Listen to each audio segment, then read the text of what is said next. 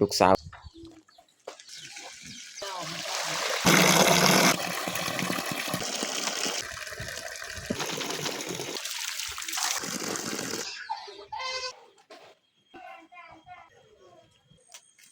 อันนี้เขาจะหักเอาเลยเนาะ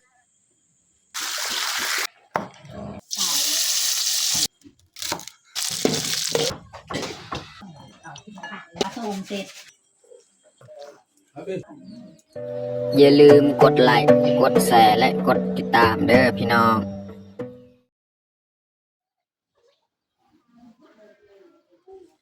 ครับสบายดีแล้วก็สวัสดีเบิร์ดสู่ครูสู่คนยินดีต้อนรับเขาสู่ซองเบายืง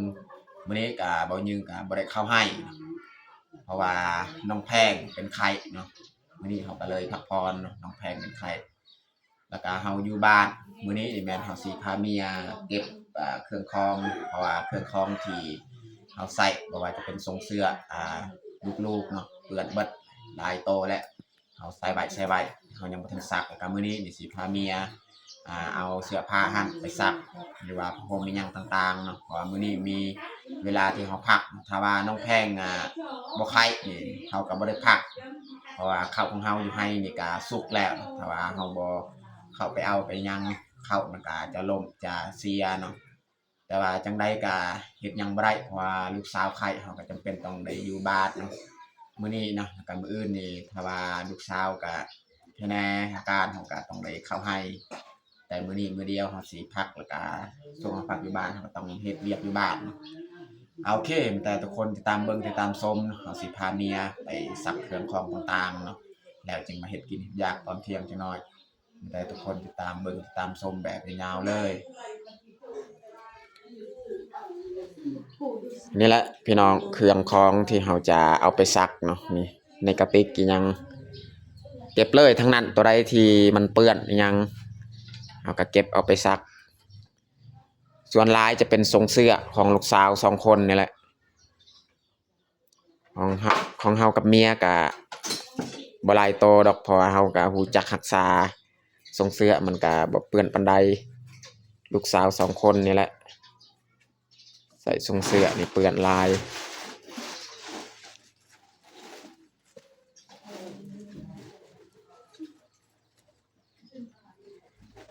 นี่ไฟใดมื้อนี้นี่เมื่อวานและมันน่าจะแม่นน้ำมันหัวมันไหลมันจึงกระพริบแบบนี้เนาะ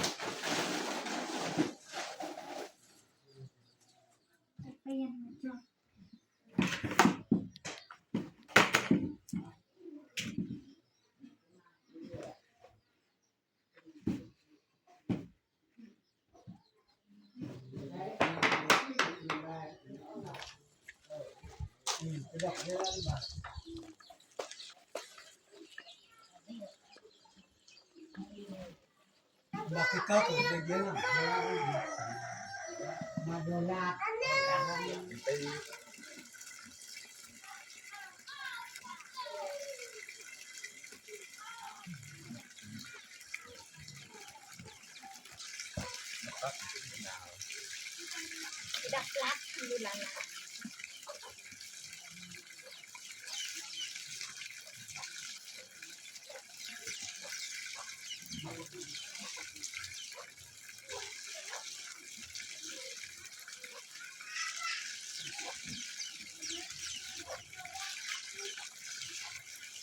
เป็นเล็กน้อย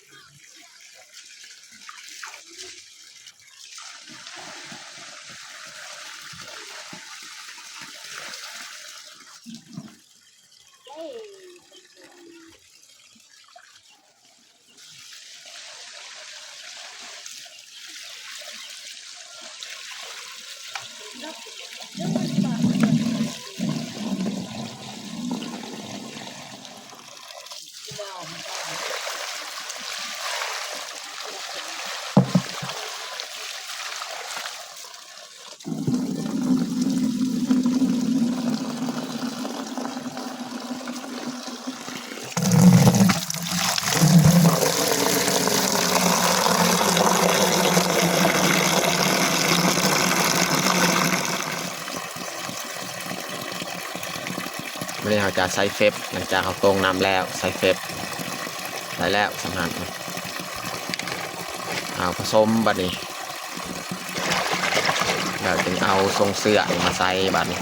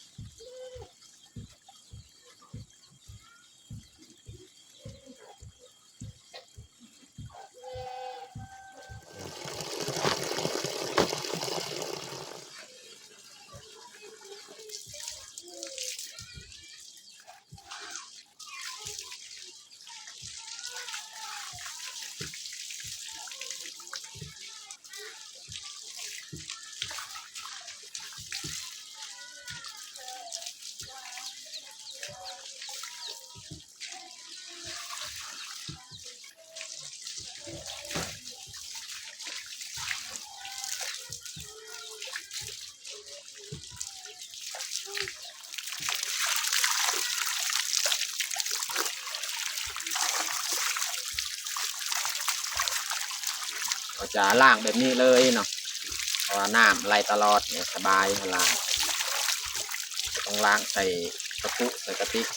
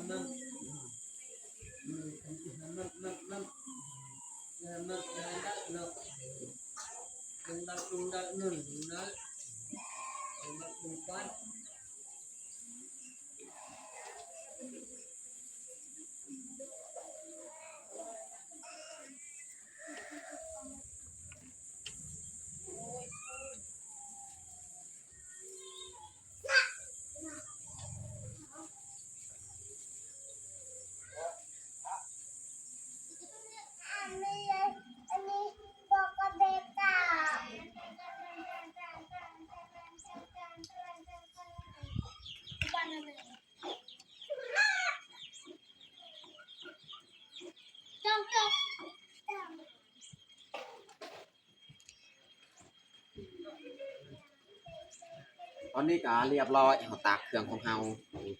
อันนี้แมนเครื่องน้องแพงน้องพลอยนี่อันนี้แมนเครื่องของเฮาเองของเฮาเมียตอนนี้ก็เรียบร้อยต่างแต่ว่ามื้อนี้เนี่ยอากาศค่อนข้างจะบ่แดดปานใด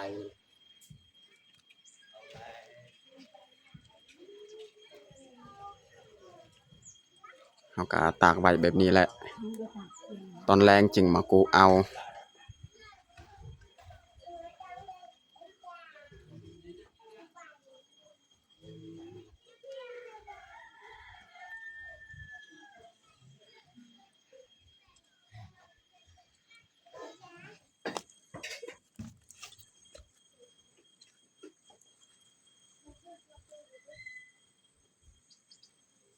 ตอนนี้ก็หลังจากเขาซักเครื่องของแล้วสิมาเก็บผักสวนครัวนี่เอาไปเฮ็ดอาหารกันกิน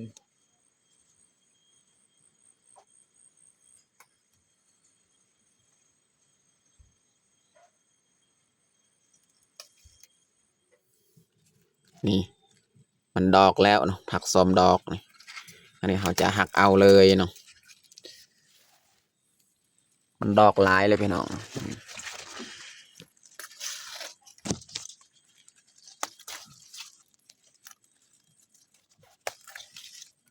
นี่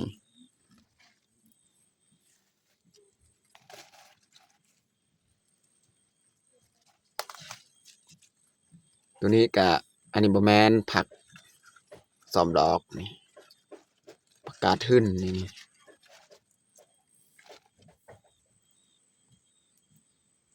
ผักอีตูกะต้นเดียวอยู่นี่นะพี่น้องเนาะ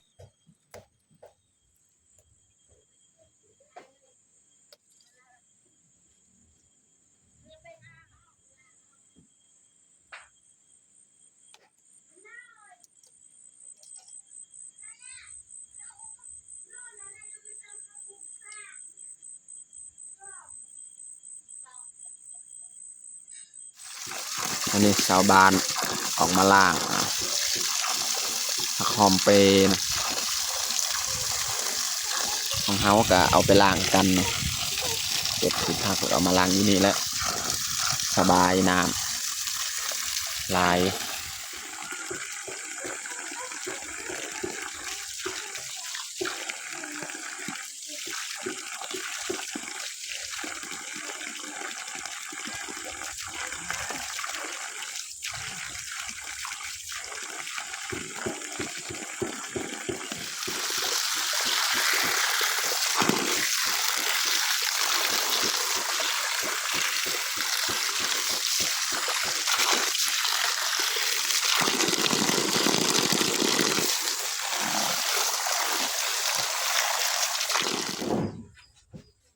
วันนี้เราก็สีเริ่มเฮ็ดอาหารเที่ยงกินเลยนะพี่น้อง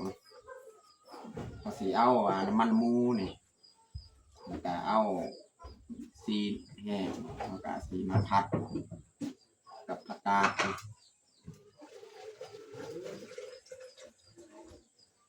เอาจาก2-3 เซน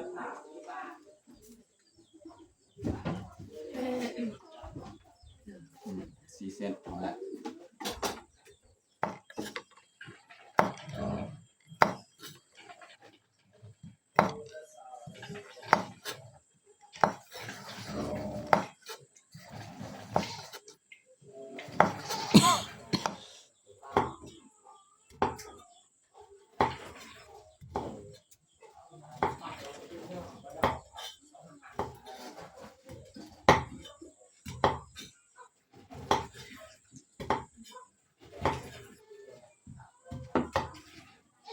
ตอนนี้เขาก็ซอยเรียบร้อยเนาะสีแห้งของเขา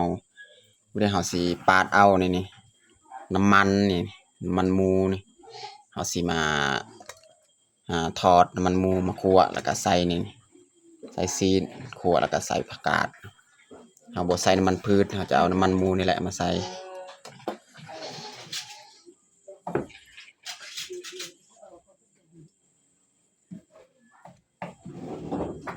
เขาจะปาดเอา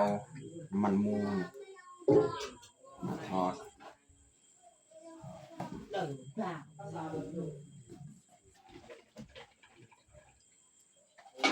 ใส่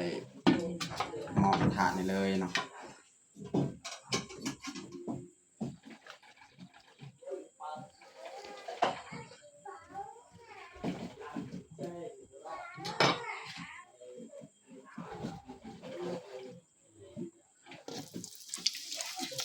เขาจะคั่วแบบนี้แหละน้ำมันมันจะออกเนาะแล้วจึงมาคั่วใส่มะพริกกระเทียม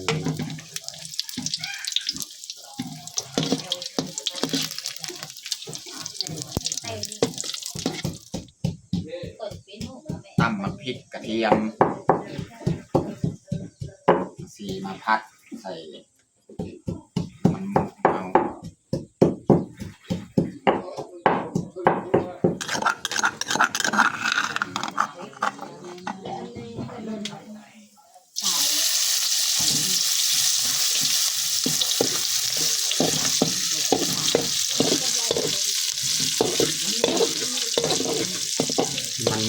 แซ่บกวนมันพืชนะพี่น้องเนาะเวลาเฮ็ดอาหารมาผัดกับทอด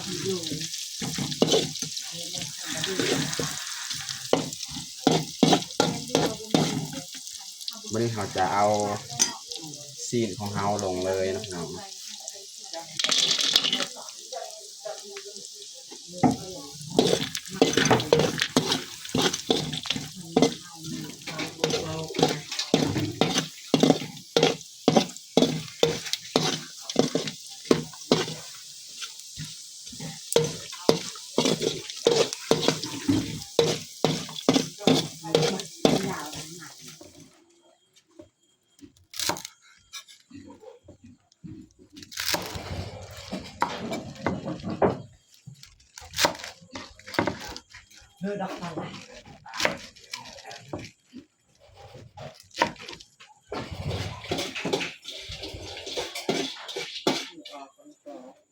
วันนี้เราจะใส่เกลือเป็นนัว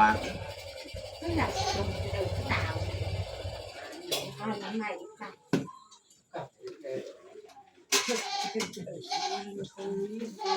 ใส่เป็นข้าวยากใส่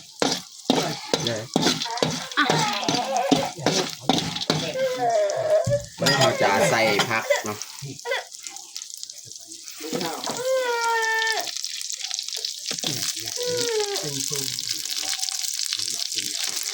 ใส่กระดูกก่อนเนาะ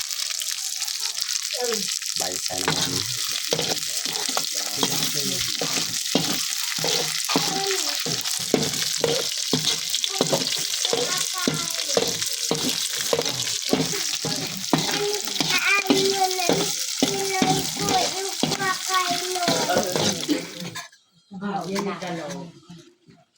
ซอยหอมบัว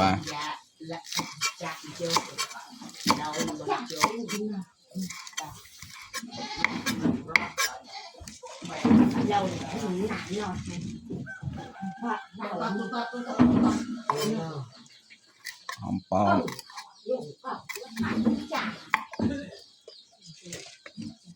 ผักอีตูเนาะ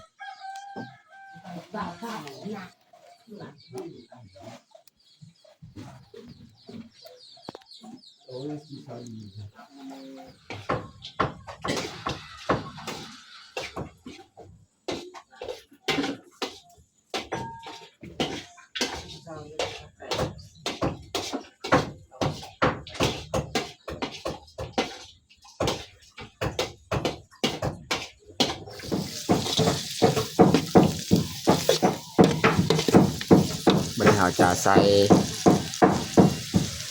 นี่ผักอีตูเนี่ยเขาจะใส่ก่อนเนาะ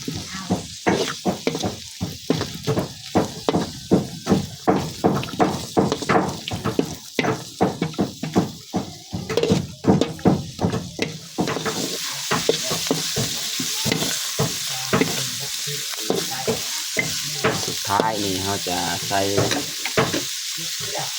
หอมบัวกับหอมปอมเนาะ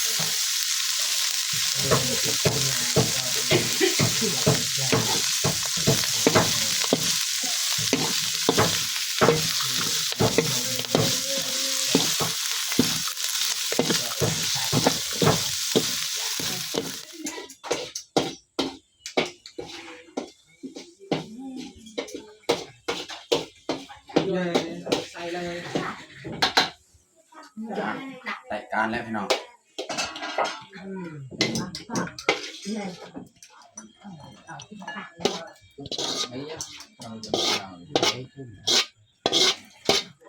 ผัดเนื้อแห้งพี่น้องเนาะใส่ผักกาด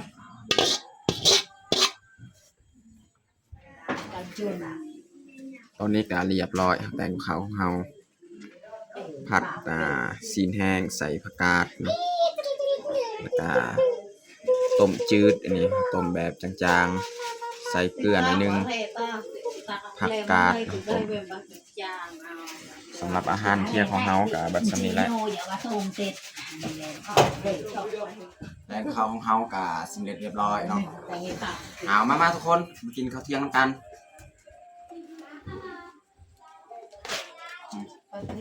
ร้านกินข้าวอยู่นอกนี่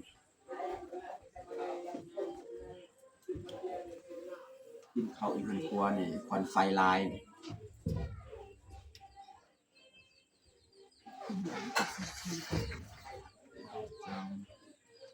ง่ายคนบาบิก สูตรบอกจ้ะ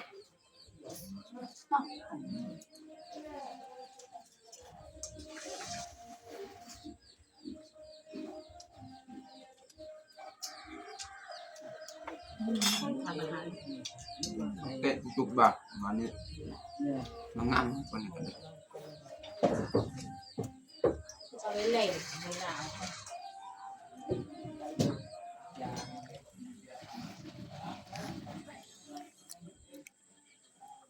หาวจุกเอง ไปยักจุฬานะเอง ลองไปเลย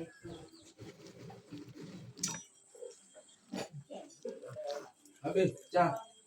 ไม่ถึงเช่น เราใส่ก็ หัวเลย เดี๋ยว